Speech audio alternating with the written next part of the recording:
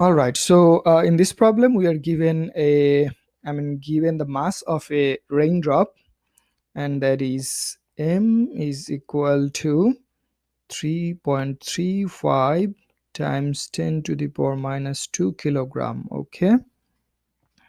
And this raindrop falls from a height of 100 meter at constant speed. Okay. So it is falling from 100 meter at constant speed.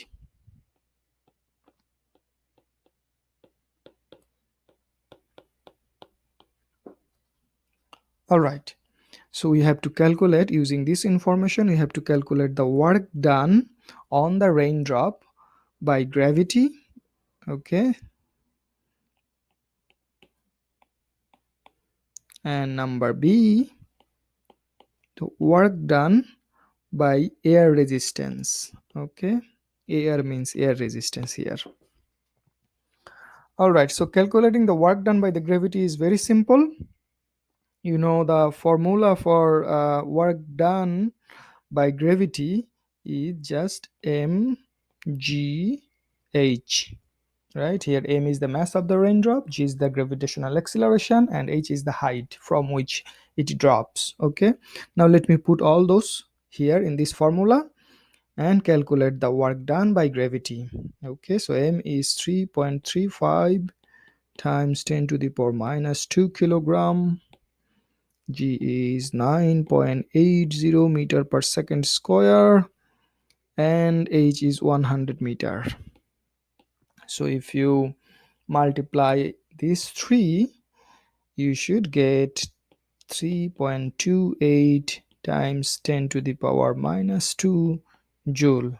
Okay, so this is the work done by gravity. Okay, gravitational force. Now what is the work done by the air resistance? So to calculate that, we need to understand little bit physics. Okay, so that is, so here in this problem we are given that uh, okay, so let me erase some part.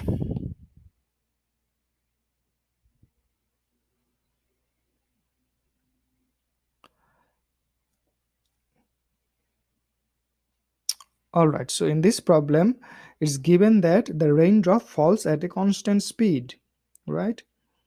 So you know that constant speed means no acceleration, right? And no acceleration means net force on the raindrop is equal to 0, right? So so we already know that there is a gravitational force, right? That's why we calculate the gravitational I mean the work done by the gravitational force in problem number A, right? And we know that gravitational force is always pointing downward, right? So we have gravitational force downward, right? And we have some force, right? So that the net force is equal to 0, right? Okay, and this force, basically this force is the force due to the air resistance, which is counterbalancing this gravitational force, so that the raindrop is falling at a constant speed. Okay, now you know that gravitational force is pointing downward, and the other force, it should be opposite, right? But should have equal magnitude. Okay, to satisfy this condition, basically this condition, net force is equal to 0.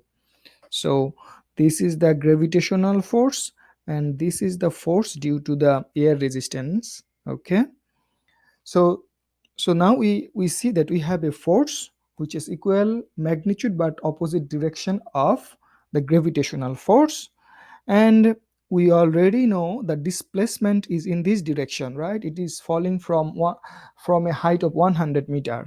So d is in this direction, right? So in the first problem we see that the force and d both in the same direction, so we get a positive value, right? Wg was positive value. Okay, so now in the second problem, I mean, in this case, the force and D are acting opposite to each other, right? So W will be negative, and because the magnitude of F is similar to Fg, the gravitational force, and the displacement is the same as before, so we should have the same value, I mean the numerical value, but because now they are in opposite direction, okay, so we'll have a negative sign. So the work done by the air resistance will be 3.28 times 10 to the power minus 2 joule. Okay, so this is the answer for B. Okay, so answer A was 3.28 times 10 to the power minus 2 joule.